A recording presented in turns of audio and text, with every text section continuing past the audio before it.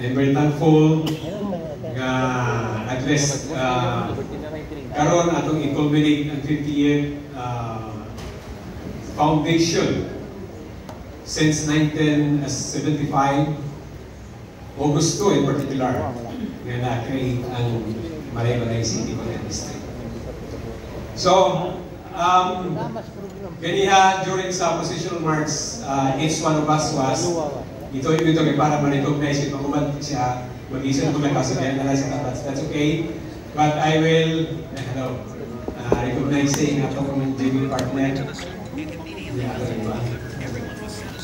But I have prepared here a speech which, to recognize in general each of the people, group of people or organization that shape the Balay-Balay City Water District. So, distinguished guests, honorable officials of Balay-Balay City and the province of Bukidnon, fellow water districts, stakeholders, friends, my wife, Apple, and my children, ladies and gentlemen, a pleasant day to all. May gabi, maragway aldaw, maragway daluman kaluyaran.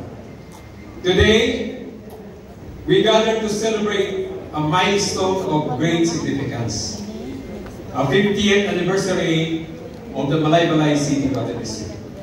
This golden celebration is not a commemoration of the years we have served our people, but also a testament to the unity, the perseverance, and honesty that have guided us through half a century of challenges and triumph. So, ato gyapong bisag ka atong mga failures in the past, o atong mga triumphs, o atong mga success, sa matutpan sa atong Vice Chair, Engineer Tumugan, in everything give thanks, for this is the will of God.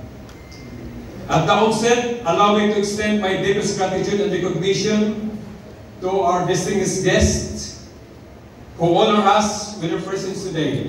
Wala pa lang abot, of course, the Honorable City Mayor, Honorable Attorney J. Warren Ramos Pamillaran, whose leadership and vision have continuously inspired us to align our mission with the development goals of our beloved city. So kung atong may hinumman, ang atong trabaho sa Water District maghatag tubig, but an LGU has also a mandate to give at least level 3 of water sa ilang mga constituents o ang Balay-Balay City Water District, isa sa instrument nga mudala ni Ana.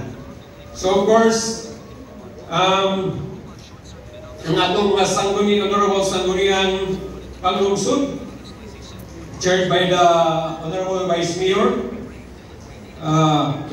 Honorable Isilito Marami, the support and legislative guidance have provided us with the means to better serve our consumers. Kung inyong mahinduman, kadaghan sa pinipatawag sa SB to answer some of the pressing issues, the decisions na nabuhat sa Balay-Balay City Water District o tanan will help shape the Balay-Balay City Water District. Of course, dili na ito malimtan ang atong mga congressmen o mga former city mayors nga daghan po natabang kung atong hinumduman mga pipes, ipanghatag kaniadto, mga uban pa ng mga projects. Hopefully, bahala nag-GB namin nagyang ihatag yung mga projects. Of course, ang atong mga respective barangay captains, out of 46 barangays, we serve 23 barangays. So that is 50% of the barangays nga atong na-serve, which is one of the gabasihan kung aha na kadagdako nga barangays out of all of the barangays sa atong syudad ng atong servisyon. Kung out of that 23 barangays, we almost serve nasa mga 47% of households. So naaman tayo mga almost 195 populations. So kinahanglan ito nata sa mga 44 households. So, i-divide natin sa 4.3 ka tao sa Kalabalay. So, naatay more or less 44 kung ka mga households din sa Balay-Balay. O out of that, 22 ang atong naservisyohan kapin ka mga thousands ng mga households dayon out of 44. So, ang atong connected sections karon is naa sa mga 22,000, mula siya 700 to 800 connections. Kung i-translate na ito, that is more or less 100 plus populations diri sa syudad sa Balay-Balay. Of course, atong i-recognize po ang atong province nga sa kadaghang mga panahon, they help expand sa atong mga households, sa mga subdivisions na ilang itukod o mga projects na ilang ihatag. Kana po, nagtabang na siya na ma-expand ang atong services sa mga population through sa mga consumers sa mga households. Of course, ang sa province, including na diya ang atong mga sa mga legislative side, which is represent karon nga naa nag-present yun si Board Member Babylin Layan o uban niya mga kauban. Atong pagpakan, of course, si Karan. Thank you. Of course, to our fellow water districts across Bukidnon and Region 10. Naaman din karon ang atong president sa Bukidnon Association of Water Districts nga gipaguluhan ni General Manager Nimrod Orong sa Damulog Water Districts. Pagpakan, wala pa lagi ang mga kauban o ang Bukidnon Association of Water Districts. There are 11 water districts na comprise o apil na ang isa ang WAO Water Districts which nag-appealing sa Bukidnon. Your presence today reflects our shared commitment to providing safe, reliable, and sustainable water. The solidarity among water districts strengthens us, reminding us that while each district has its own unique challenges, we will all rise together.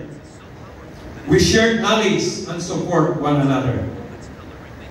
We also extend our appreciation to our stakeholders and partners, government agencies, of course, ang atong pinaka-partner yun, which is gahatag sa ato 80% of water nga atong mapuno sa Balay-Balay, which is the City Economic and Development Management Office, mauigulumala sa Balay-Balay City Government Water System, which is naadiri si partner Romeo Lapiseros. Sure? So kung mawala ang tubig sa Balay-Balay, ang 80% kapalo mo kung kinsa inyong tawagan. We just recently, if you remember that, last Tuesday, Wednesday, kahapon o karon, nagbubak yun ang atong tubo, which is owned, of course, by the local government unit of Balay-Balay. Nga akong gibitsyo kina 80% of our atong supply na agikan sa ila, which is gitamangan nato, of course, with the effort of the mayor. Kagahapon nag-meeting kami kung saon. Then nahuman nila kahapon o kaayon na sa buntag, na-restore ang tubig dito sa imamong alas 2. Dahil of course, ang tubig kaya di mo na para sa kunti na pag-un atong sigad dito. Labi na nga, we almost have 40 kilometers gikan sa source pa, inutin sa sentro pa, inutin sa Aglayan. That is more or less 40 kilometers of lines. Dili pa lang sa sentro daan, mahurot na siya. Labi na mag-interruption ng pipila ka tuwing. Pipila ka adlaw. So mo na nga, sa karon bisag restore na, of course, ang dito sa south, sige pag sila ka problema na napit itong delivery karon sa tubig dito, kay wala pa na stable ang ilang tubig dito. Naaya po sa sentro gawa na itong stable. And of course, ang CDRRMC, which is sila gini ang gahatag og funding, especially sa SIDMO o sa atong mga tree planting sa city para sa atong mga watersheds. Then of course, ang City Indro nga maay ga-monitor sa atong supply sa tubig. Natin kan si Ma'am JC Susan. Recognize.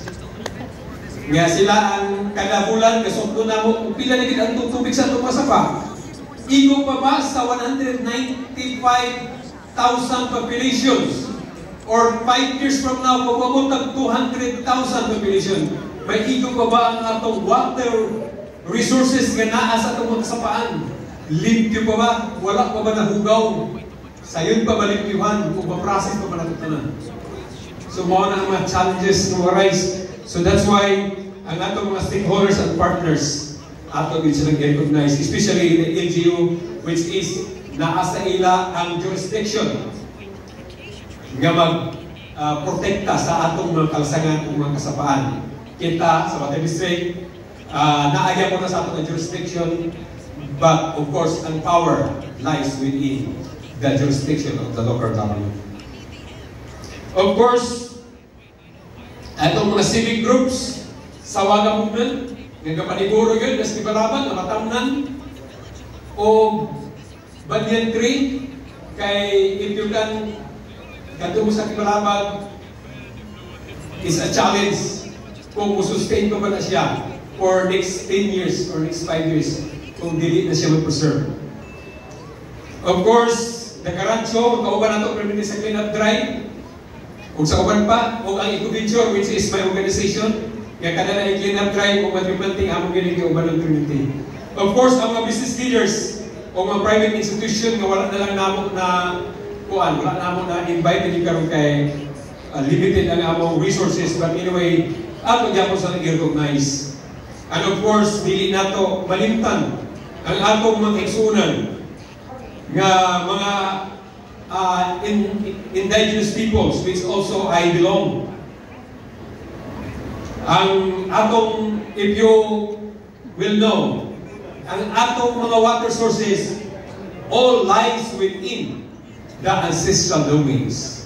So kana, o even atong future ng mga sources lies within the ancestral domains. So kana atong diapon sila mga partners, of course, ang Bukidnon Higaon ng Tribal Association, nga naa diri ang atong sources na kaniadto, Kalawai, Balandok, Siliringan, o uban pa, naawin din sa ilang ancestral domain. Although, muna itong wala may watershed na sukukuha na siya. Ngayon, karon ang challenge na isa, kanili na ito siya ma-utilize kung sa kakaraan na sa iyong pipe. Mga 1940s pa siya. Of course, ang Bukidnon Higaonon Tribal Association na sa domain or Buhita, nga naa dito ang Kibalabag. We also like to recognize them.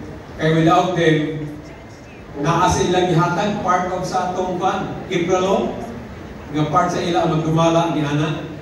O it also a challenge to us kung saan na to, nga magtimbayayon kita together with them. And of course, ang kaduma ancestral domains, nga naa dito itong supply sa Kalasungay, Bagas ang Lumayagan. Karon na idalan dito sa ibabaw, kung kinsan tang Kalasungay, magulan na kadyot, lubog na yun. Kaya na-idalan di-construct dito, diversion road, circumferential sa Malay-Malay. So kana, that is a threat for us, kung saan natin na siya to-preserve in the future. And of course, ang Bukidnon Daraghuyan and sa Domain, ang atong dalawang sources na dalawangan, nag-produce of almost na sa mga 50 liters per second or mga 5,000 cubic per day well within sa ilang social domain. That is also kinahanglan ito matanawon o kinahanglan ito ang ilang cooperation o cooperation o ang pagbalansi-balansi sa ilang mga katungod, sa atong katungod o sa katungod sa tanan katawhan dili nga lumulupyo sa Malay-Malay.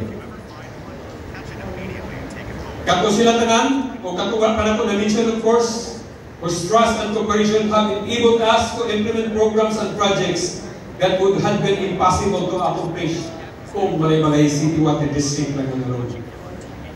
Of course, we also extend our appreciation with high tribute to our former board of directors and general managers. Of course, na-present atong board of directors, duha di sila kabuo nga daan na yung dugay na almost 25 years, 20 years. Of course, recognize mo ka na, but let me recognize you again, atong mga former board of directors. Former Director Adelisa Barito, na atin karon, ma'am, CBBA, Pagpapakan. Of course, Director Attorney Alberto Lagamon, Pagpapakan nato, recognize. Of course, iniusahin dali, wala, hindi kayo ulitan. Pagsugod sa Hotel District, Dr. Godofredo Dudong Icaron, wala niyang representative, Pagpapakan nato, wala pinagdahong, Padulong. Okay, Padulong. Yeah, they are also board of directors. Of course, Dr. Teresita Mercado, former board of directors. Okay. Thank you, ma'am, for gracing us this event. Of course, then former director of Resource C. Villegas, represented by Engineer Maria Rene Villegas Binga, and your partner, yan. So, thank you for coming over, can represent. Of course, Attorney Abunjo, okay. Na siya represented by her better half. Si Ma'am Miguela Marie Alpichi, okay. O sa iyang daughter, Ma'am Magnolia, okay. Thank you for coming over. And of course, Dr. Violeta Lavaria Tabios, na iyang representative. Of course, former Director Engineer Isito Lagumbay. Magpakan nga pa na ito. Of course, kapto ba ni mga board of directors? Naitagan ng board of directors na nagkuhan, nagkamando. Of course, si unahan ako, ang atong chairman, kay former na gyapon ni karon board of director pagyapon siya, si Engineer George Lagumbay. Okay, sir. Nga padayon gyapon serbisyo kung saan gyud nato nga magpadayon gyud itong serbisyo. Of course, ang atong former board of director, former general manager, dayon before na general board of director gyapon, Sir John Juanito Arroa. Thank you. Of course, bago na ni sila, ng mga board of director, pero hindi bago nga, bago lang, pero dugi-dugi 5 years, 6 years na po. Of course, atong vice chair, si Engineer Dante Dubugan, sir. Of course, ang atong, neto guys sa mga itong sekretary nila, no? Ang atong treasurer, representing women's sector, present board of director, Wilhelmina Catani. And of course, ang represent sa civic sector, and also the chairman of Carancho, si Director Timoteo June Balitig Jr. Of course, atong former mga director yapon, wala ko si former director yapon, Attorney Division Beltran, itong kapakan, ako siya representative. Wala ko yapon sila, wala pag-yapon, but of course, we recognize them also. O uban pa ng mga board of directors nga nag-represent kanila ito sa Malaybalay City, Pate District. And of course, ang atong former general manager, ang pinakauna, to be respect, former general manager, Sir Sergio Mantisa. Atong lapat. Siya lang ini ang nagpagiliring sa Malaybalay City, Pate District. Way back 1975 to 1977 onwards.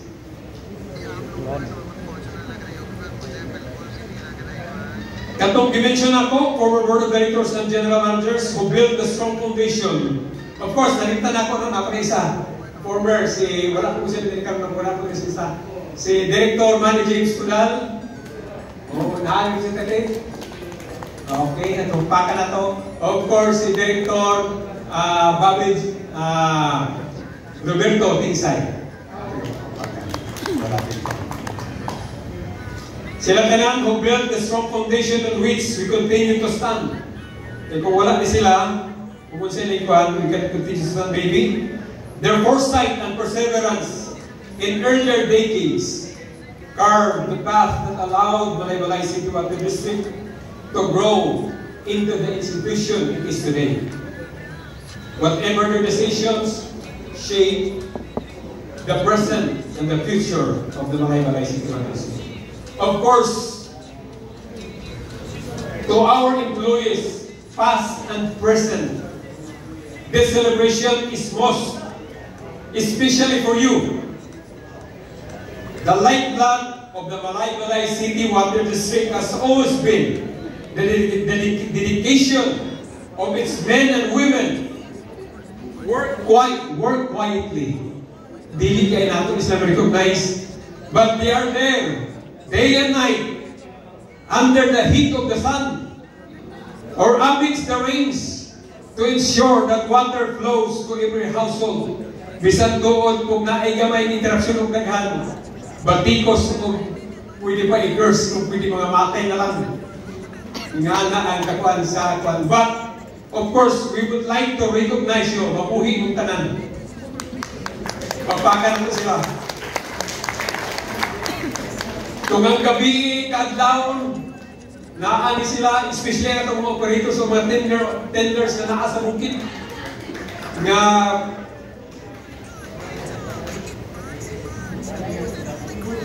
usahay, life and death sila dito. I was once an operator. Nag-start ko sa water district as an operator way back 2002. I know the feeling of naa sa field. Tungang gabi, mag-brushing ka dyan sa pangkay para lang mo agas ng tubig. Usay, di na sila monitoron, we will try to recognize them. Pagpakan natin sila. We also recognize, of course, our joint venture partners whose contribution to cooperation have expanded our capacity to serve the people of Balay. While challenges remains, our shared efforts continue to strengthen the delivery of service and prepare us for the future. Of course, ang atong pinakauna na joint venture partner, gitawag o PPP, Public Partnership, according to our former General Manager and Board of Director karon, Juanito Arua. Of course, is between the Balay City Water District and the city government of Balay. Mao na atong pinakauna nga partnership o mapaka na to kay mao ni wala na sila kaniya to 2005, before 2005, you know, problema niya po sa tubig. Pag 2005, wala pa na human bilang kuan, pero kinangalanan na kay Mayo o Ting-init o Fiesta, the then former mayor Dogboy Flores, isa nga ipakuan na gina, ipa-agas na gina. I was one of the operator, gadamag. Looking the mic. Then, tungang gabi, mag-operate sa Katugnaw. Bahala, wala pa kayo na human, pero kinahanglan, hindi siya ipaagas. O, total man ni agas. O, 10 years after, 15 years after, 2005 up now, kinanakatuig. O, daghan na din mga challenges along the way. Kanihan to, dilipan na siya, walang bahalang magbagyo, wala kaya na siya magpan. Gawas na atong Pablo. Pero karon magulan lang gamay. Maliki atong tubo, muslay na isa ka bukid. So, the challenge is not only for the people who work or the people who design, pero ang atong nature itself is the greater influencer kung unsay may kamo sa ato. If we will not work hand in hand, we will like to celebrate today kanang unity and camaraderie supposedly nga atong kabagantanan. Kita nga nakasig kita gatong tahas, former, present, and future o ang mga mga lumulog yung sa Malaybalay. Of course, we would like to recognize also ang atong ikaduha nga PPP, which is of course the public-private partnership between the Malaybalay City Water District and the Private Water Infrastructure Corporation. Nakasali ka naman din, pwede niyo sila pumutanon kung anong sa atong tubig. Ato sila sa Dubai. Why lipot-lipot? Why takot-takot? Of course, the Private Water Infrastructure Corporation has promised financial investment and infrastructure to the city of Malaybalay are yet to be filled. Wala mo natin na-filled, no? Of course, ang ato na-filled, lahit man. They have also problems with their own organization. But we're hopeful that they will make their promise di na dugayon, paspaso na. Kung kinsa to yung mga head dito, palihog, kung pitatalang timuloy, tabangan nato sila. Or tabangan. Nga, makon sila nga, katong yung promise, investment sa first 5 years, 492 million para eksakto unta. At sa tulog, naa sila yung problem. O they are also struggling. But that is not an excuse for them.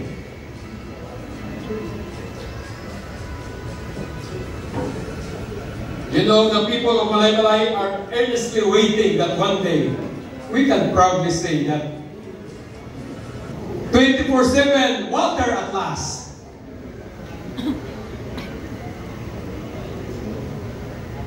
But of course, kung dili man galing, please, kung kanta pa, please release me. Let me go. And, of course, there's a contract that we must follow. O nakita natin ang problem all over the Philippines. But it's not a reason nga di nato sila uyugon o kami uyugon ninyo nga para ato din sila pan. But of course, daghan mga options nato, which is ato na nangadunggan sa mga radyo o kuban pang mga nasa atong social media kuban o even sa atong local governments. So, mana itong challenge sa ilan. Hopefully, ang atong ipangandoy nga tubig, nga 10 PSI, musaka sa 3rd floor, 4th floor, o katong ingon giingon kang direktor kuan, John Balikin, nga mahimong mineral atong tubig, palihog. At di manon kumano na ito. Above all, we give thanks to our consumers whose trust and support remain our greatest source of strength. Without your patience, understanding, and cooperation, especially during times of crisis and shortages, our work would not have been possible. Truly, you are the reason why we exist. Nalimtan ko lang, the very important former congressman, we would like to recognize our Honorable Mayor, J. Warren Cabrillaran.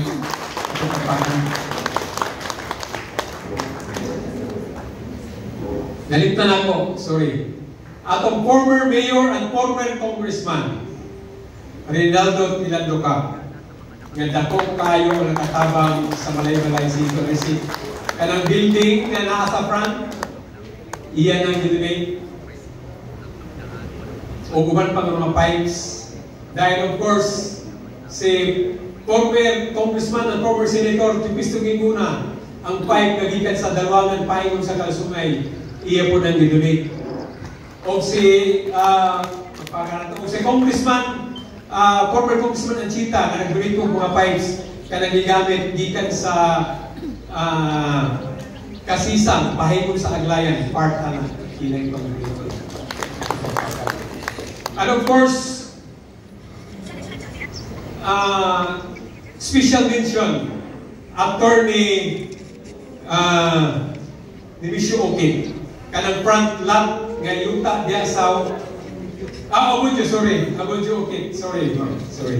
Abunjo Okit, kanang front lot nga gapatingan nato diha sa Malaybalay City. It was freely given without cost. baka nito ang kanang nga paghaka yun.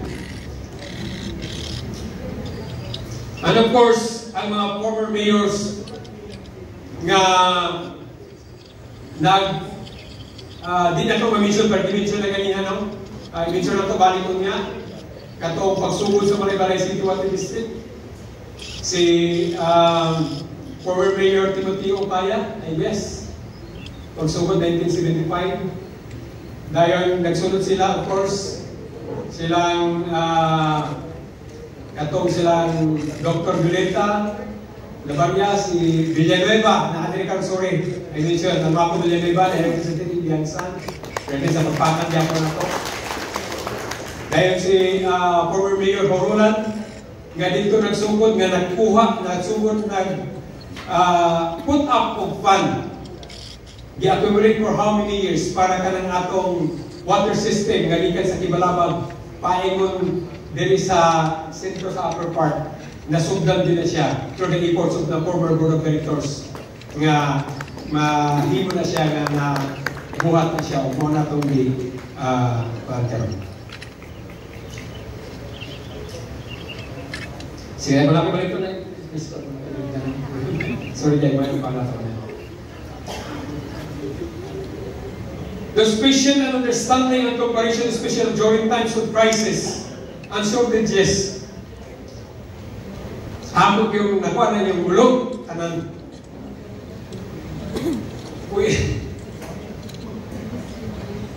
But, of course, daghan mga challenges along the way of all sometimes beyond our control. But, rest assured nga dili na mga katulgan. Kadlaw ka monitor me. Kung naon sana, ngano wala pa nag-agas, ngano wala pa nauman. Hamunan ka monitoron. Para salamat kayo sa inyong patience and understanding and cooperation isang tuon. Daghan mga kakulangon sa inyo. Especially during the times of crisis and shortages. Our work would not have been possible kung wala niya kung kasaling sa ako sa Balay City Water District. Gunumanan sa among joint venture partner nga kada among gakuan doon sa naamon ng mga projects. Nga wala ko rin agreement, nga wala pag-iun sa mga kulang kung sa mga hindrances. Rest assured nga among pinagkabuhatan kami dito with our board of directors o mga employees. Among pinang kung pwede ba kada adlaw, among sila i-promote. But of course, our theme today, 50 years of honest service, rising above challenges. Among inipili nga team